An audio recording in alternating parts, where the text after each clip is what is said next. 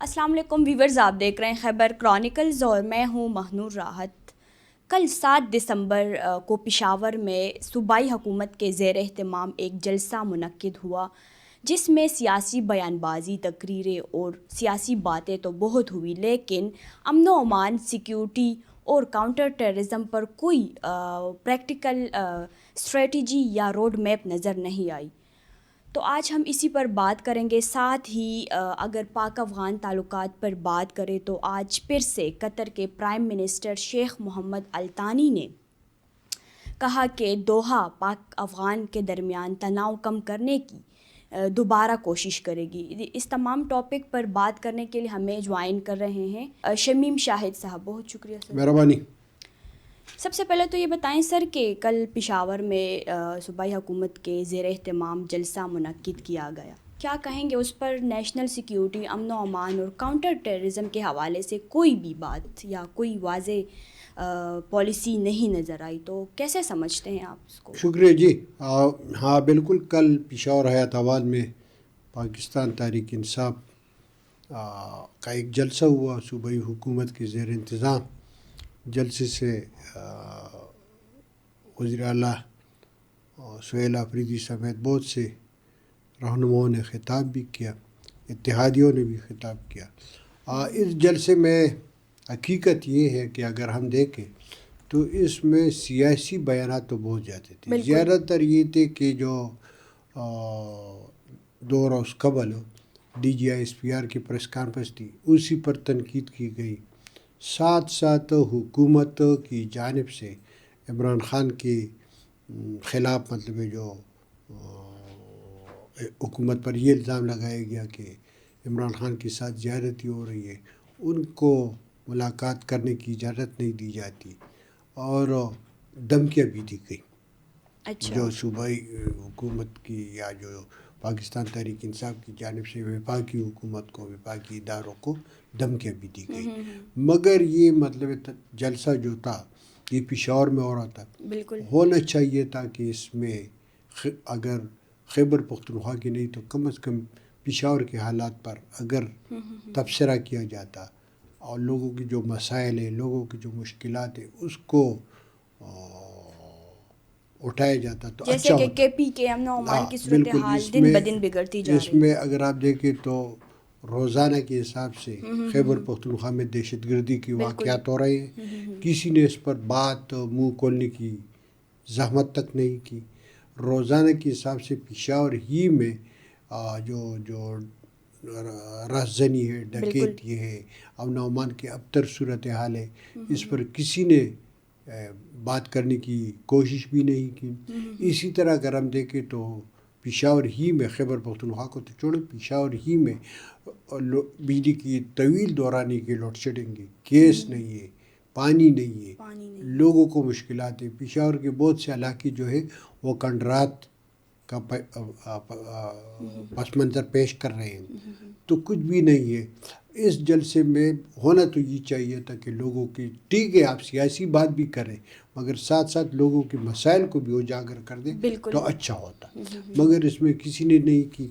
اب مسئلہ یہی ہے کہ خیبر پختونخوا میں پچھلے 2013 سے پاکستان تحریک انصاف کی حکومت ہے، اور پاکستان کی تحریک انصاف کی حکومت شروع ہی سے اگر ہم دیکھیں تو پرویز خٹک صاحب جب وزیر اعلیٰ تھے تو پھر بھی عمران خان صاحب وہاں پر اسی وقت وفاق میں اپوزیشن لیڈر تھے، مگر انہوں نے وہاں پر دھرنوں کا سلسلہ شروع کیا تھا 2014 میں، کافی 4-5 مہینے تک دھرنے دیے گئے۔ اسی طرح وہاں پر اسی وقت بھی پاکستان مسلم لیگ کے خلاف، پاکستان پیپلز پارٹی کے خلاف اور دیگر سیاسی جماعتوں کے قائدین کے خلاف جو ہے وہ محاذ آرائی تھی، ناجیب الفاظ کا استعمال کیا جا رہا تھا۔ اب بھی یہی صورتحال ہے، ابھی تک ٹھیک ہے پاکستان تحریک انصاف کے ساتھ کچھ محمود خان صاحب اور کچھ جمعیت المسلمین۔ ان کا مقصد کیا ہے جلسے کرنے کا؟ ان کا مقصد یہی ہے کہ کسی طریقے سے عمران خان باہر آ جائے اور عمران خان کو دوبارہ حکومت مل جائے۔ کیا آپ کو نہیں لگتا کہ عوام اور اسٹیبلشمنٹ کے درمیان جو گیپ اور بھی مزید وہ تو ہے کہ وہ عوام اور اسٹیبلشمنٹ کے درمیان جو گیپ ہے اس کو مزید بڑھایا جا رہا ہے. اور ساتھ ساتھ میں کہتا ہوں کہ اس میں یہ مطلب ضروری نہیں ہے کہ ہم DGI صاحب کی تعریف کریں. نہیں, کچھ اس پر تنقید بھی کرنا چاہیے, کچھ اس میں سیاسی باتیں تھیں. مگر وہ کیوں تھی وہ سیاسی باتیں؟ وہ رد عمل میں تھے. اگر آپ دیکھ رہے تھے تو جو بھی عمران خان سے جو جیل میں ملاقات کرتا یا ان کا جو بیان آتا تو وہ بھی اداروں کے خلاف تھے.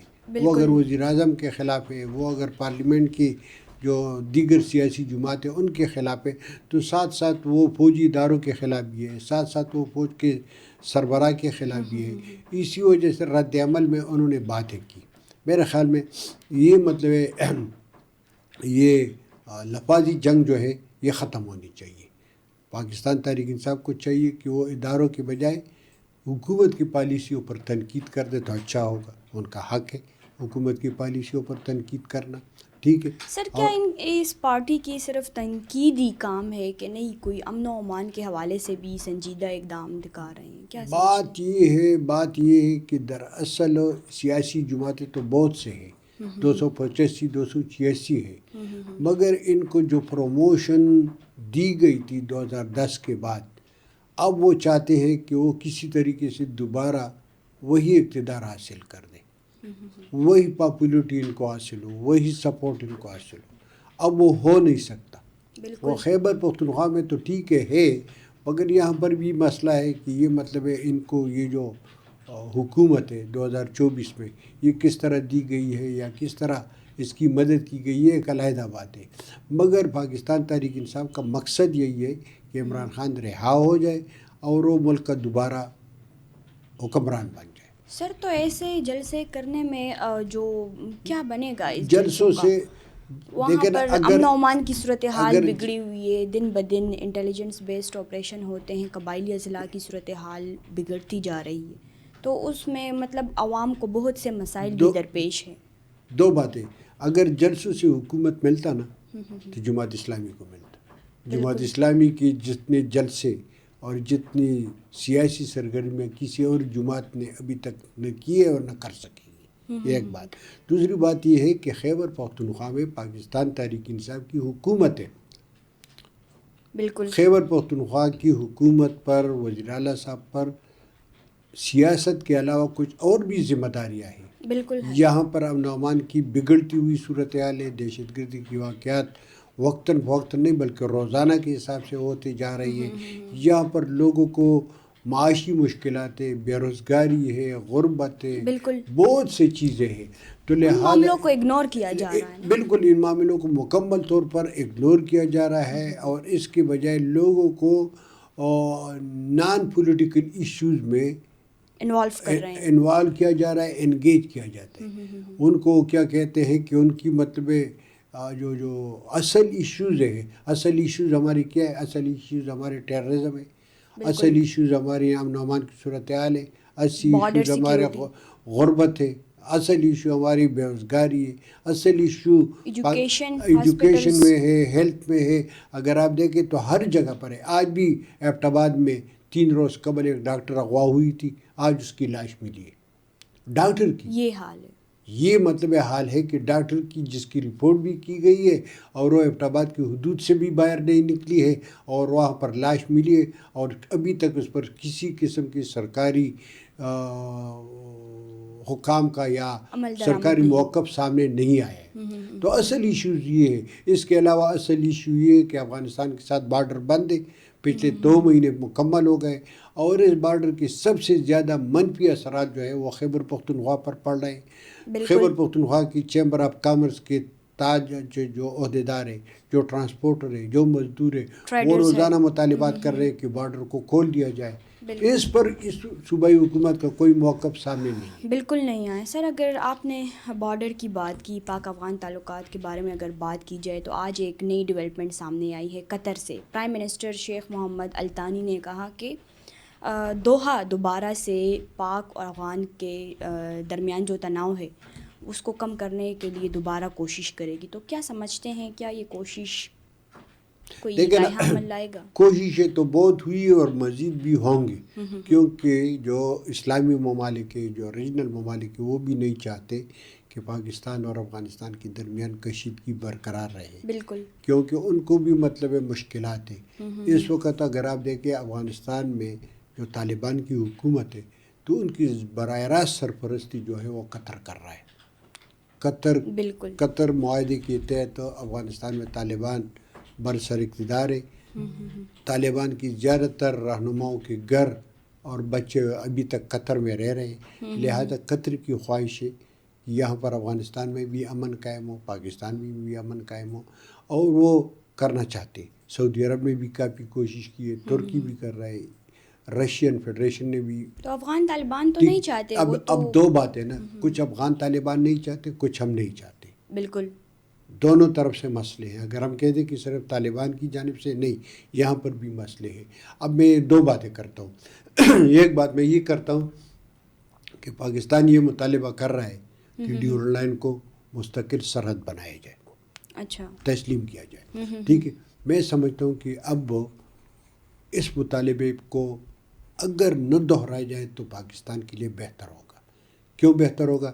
کیونکہ جو ڈیمارکیشن برٹش گورنمنٹ نے نہیں کی تھی وہ پاکستان نے کر کے دکھایا ہے۔ بالکل، ڈیمارکیشن ہوئی ہے، باڑ لگوایا گیا ہے۔ اب جب باڑ لگوایا گیا ہے تو اس کے بعد آپ وہ کاغذات پر تسلیم کرنے اور نہ کرنے سے کوئی فرق نہیں پڑتا، لہٰذا اس پر پاکستان کو خاموش رہنا چاہیے۔ دوسری بات یہ کہ پاکستان یہ بھی مطالبہ کر رہا ہے کہ افغانستان کی جو خارجہ پالیسی ہو وہ ہمارے مفادات کے اندر، تو آپ کوشش تو کر دیں، پہلے تو آپ طالبان کو اتنا مطمئن کر دیں کہ وہ آپ سے پوچھے بغیر آپ کی مرضی کے مطابق کام کریں۔ وہ کس طرح کریں گے؟ وہ اس طرح کریں گے کہ آپ ان کے اندرونی معاملات میں مداخلت نہ کریں، جو افغانستان کی جو باشندوں کی جو پکڑ دکڑ ہے اس کو بند کر دے، اس کو کم کر دے۔ وہاں پر جو تجارتی پابندیاں ہیں یا جو تجارتی شرائط ہیں اس کو نرم کیا جائے، تو میرے خیال میں طالبان خود بخود راضی ہو جائیں گے، آپ کی مرضی کے مطابق کام کریں گے۔ میں اس موقع پر ایک بات کرتا ہوں کہ پچھلے 3-4 دنوں سے پشاور میں کرفیو، شام کے بعد کرفیو جیسی صورتحال ہوتی ہے۔ اچھا، روزانہ سڑکیں بند ہوتی ہیں، سیکیورٹی الرٹ، نہیں سیکورٹی الرٹ نہیں، افغان باشندوں کی پکڑ دکڑ۔ اور آپ کو پتہ ہے کیا ہو رہا ہے؟ یہ ہو رہا ہے کہ جتنے بھی لوگ گرفتار کیے جاتے ہیں، تانوں میں بند کیے جاتے ہیں، تو کچھ دیر بعد ان سے 10,000 5,000 15,000 روپے لے کے ان کو چھوڑ دیا جاتا ہے۔ میرے پاس بالکل ثبوت ہے، غربی پولیس اسٹیشن میں ایک بندہ گرفتار ہوا تھا، اس سے 50,000 روپے لیے گئے۔ میرے ایک پڑوسی، ان کے بچے کو موٹر سائیکل سمیت گرفتار کیا گیا تھا، تو ان کو پولیس والوں نے ٹیلی فون کیا کہ آپ آ جائیں، 15,000 روپے دے دیں، ہم آپ کو موٹر سائیکل اور بچہ دیتے ہیں۔ انہوں نے 15,000 روپے لے گئے، بچہ تو دے دیا مگر موٹر سائیکل دینے سے انکار کر دیا۔ اب ان سے رات اس نے مجھے بتایا کہ مجھ سے مزید 30,000 روپیہ مانگ رہے ہیں۔ تو ٹھیک ہے، آپ یہ جو میں تو کہتا ہوں کہ فوج کے عہدیداروں سے میں خواست ہے کہ یہ جو پولیس کے لیے آپ نے جو خزانے کا منہ کھول رکھا ہے اس کو بند کر دیں۔ اس سے مطلب افغان عوام بہت زیادہ خفا ہوتے ہیں اور تمام الزام اس بار نہیں فوج پر سر، ہیں۔ یہ ایسا تو نہیں کرنا چاہیے نا، یہ جنگ تو ہمارا افغان طالبان جو وہ اپنے سرزمین سے جو ٹیرر گروپس ہے ان کا کوئی مطلب پریکٹیکل اسٹریٹجی نہیں دکھا رہے یا کوئی معاہدہ نہیں کر رہے، لیکن یہ تو نہیں ہے کہ یہاں پر جو مہاجرین رہ رہے ہیں ان کے ساتھ ان کا تو کوئی یہ قصور کیا ہی جائے۔ نہیں ہے، بالکل، ان کا تو کوئی قصور ہی نہیں ہے۔ اور اتنی بڑی تعداد میں اگر آپ 10,000 لوگوں کو رات کو گرفتار کریں تو 10,000 لوگوں کو آپ دوسرے دن بھجوا نہیں سکتے، ان کے لیے آپ کے پاس کیپیسٹی نہیں ہے۔ اور ان لوگوں کے بچے ہیں، گھر ہیں، املاک ہے، لہٰذا ان کو تو کچھ موقع دینا چاہیے۔ آپ نے بس اب فیصلہ کر دیا یہ نکل جائیں گے، مگر یہ کہ ان لوگوں کو تو اپنا مال اور سامان جو ہے نا ان سمیٹنے کا موقع دینا چاہیے۔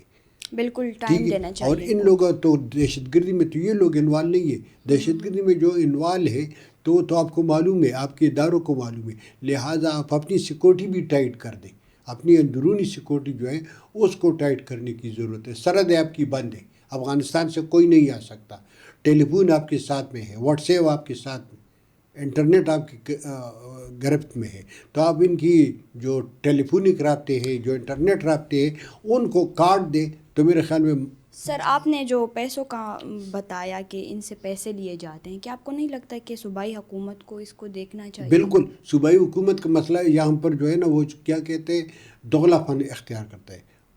برملا تو یہ کہتے ہیں کہ ہم اس پالیسی کے خلاف ہیں، مگر انہوں نے اپنی پولیس اور اپنے اداروں کو کھلا چھوڑ دیا ہے. ان کے ذریعے افغان باشندوں سے پیسے بٹورا جا رہا ہے. سب سے زیادہ ذمہ داری پولیس پر عائد ہوتی ہے، پولیس حکام پر کہ وہ اس کا نوٹس لے. اور رہی بات مذاکرات کی، تو مذاکرات جو ہے میرے خیال میں قطر کے ذریعے بھی ہے، اس وقت پس پردہ بھی مذاکرات جاری ہے. کیا سمجھتے ہیں صوبائی حکومت وفاق کو یہ لوگ ایک پیج پر نہیں دکھائی دے رہے ہیں؟ بالکل نہیں ہے. اور امن و امان کی صورتحال بھی بگڑتی جا رہی ہے، بس بیان بازیاں تقریریں. تو کیا سمجھتے ہیں کے پی کے مطلب آنے والے دنوں میں کیا ہوگا؟ میرے خیال میں حالات تو بہت خراب ہے.